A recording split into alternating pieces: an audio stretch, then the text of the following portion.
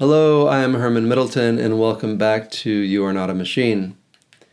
In an earlier video, I introduced you to the great academic and cultural critic Neil Postman, who coined the term media ecology and who founded the media ecology program at NYU.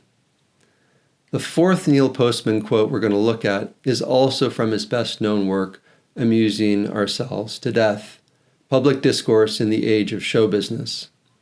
Here's the quote. Americans no longer talk to each other.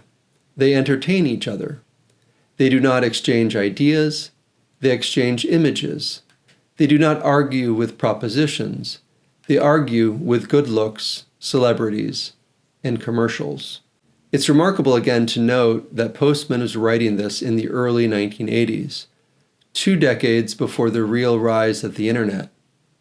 He was, of course, referring to the influence of television, but his words are perhaps even more relevant to the influence of the internet, social media, and especially the smartphone.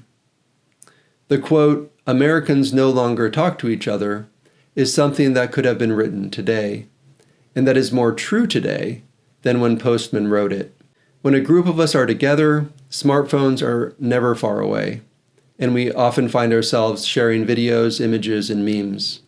We entertain each other. We do not exchange ideas, we exchange images.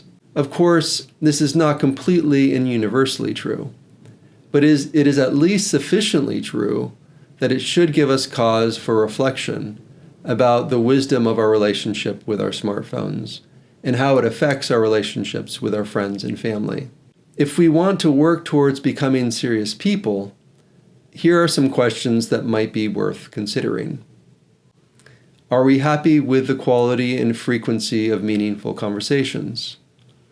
Has our communication shifted from dialogue to entertainment? Do we spend more time exchanging memes than we do exchanging ideas? Are our arguments superficial? Do we give undue weight to those who are attractive or famous? Do our interactions cultivate genuine discussion? Do we have the kinds of connections and intellectual growth that we seek? The answer to these questions will differ for each of us, and they will differ greatly from one culture to another. Ultimately, each of us needs to ask ourselves, what kind of life do we want? What kind of relationships do we want? And it's likely that in order to have the kind of life and relationships that we seek, that we will need to alter our relationship with technology. Okay, that's it for today. Again, if you haven't already downloaded the How Did We Get Here reading list, please do that now. As always, you can find the link to the reading list below this video, and I will see you again soon.